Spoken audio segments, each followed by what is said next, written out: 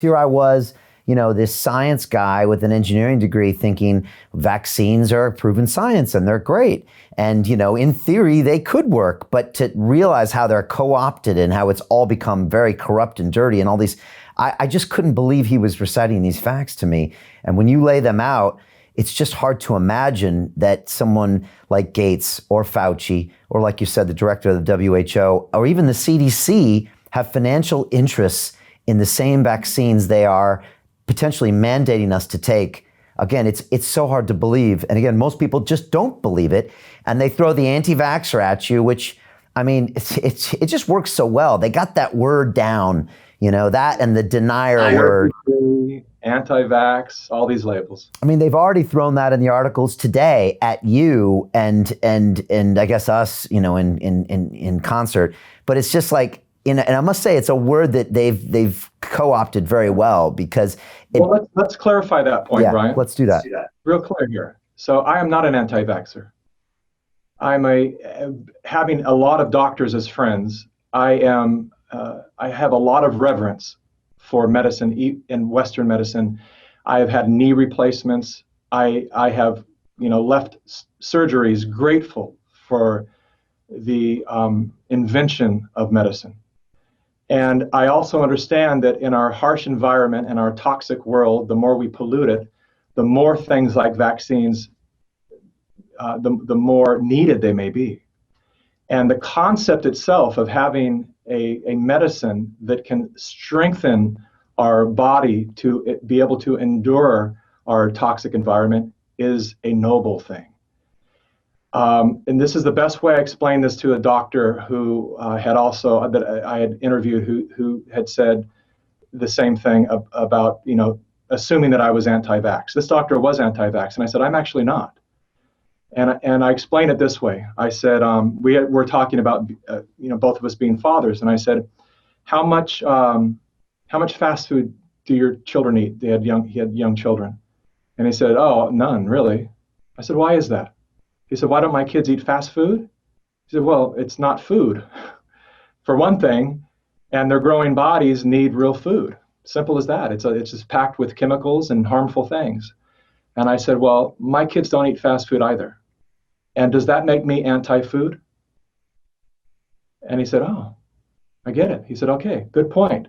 It's you can stand in the knowing that the majority of fast food isn't real food. And you can resist that without being labeled anything except for smart, because you understand that real food is important to fuel the body with. Same with vaccines and medicine. If these things are toxic and they still contain toxic chemicals, and if these things are not, it's the collateral damage of most vaccines that's the issue. Another metaphor that was used with another well-known doctor that I talked with, and I asked every single doctor, I said, have you seen Plandemic 1? Yes. Is there anything, and I just want to know what you disagree with, not that you agree with, that you disagree with. I really want to know, because if there's something I need to go out in the world and correct, I want to do that. Because I'm not a doctor, I'm not an expert in this field, and I need to take responsibility for a message that I put out in the world. And all of the doctors said, for the most part, I agree with everything Dr. Mikovits said. There are a few things that she said that I think she shouldn't have been so absolute about, because the science isn't settled, but I can't say she's wrong. And one doctor said, I think you'd be very hard pressed at her to prove her statement that no RNA vaccines fully work. And I said, okay, tell me about that. And he said, well, there are a lot of vaccines, or he said, there are a few vaccines that actually do work for what they're intended for. And I said, okay, well, name those. And he started to name them. And I said, yeah, but doesn't that one have major side effects? Isn't there? Oh, they all do. And I said, well, so am I hearing you correctly in that if I break my toe and then I cut off my foot, I've solved the broken toe? And he said, yeah. He said, so it works because you've solved the broken toe, but now you have a foot problem. And I said, so can we really say that works? I know that there's always a risk with medicine, but shouldn't we all take a stand for making sure that there's at least less collateral damage?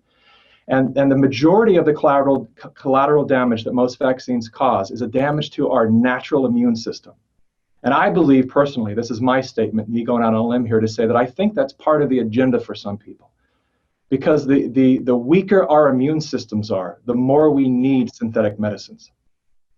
The more we understand the resilience and the brilliance of our own bodies, and we return to respecting this intelligence that we call nature, and understand that we're actually designed to endure the ever expanding evolution of our environment, whether that be good or bad.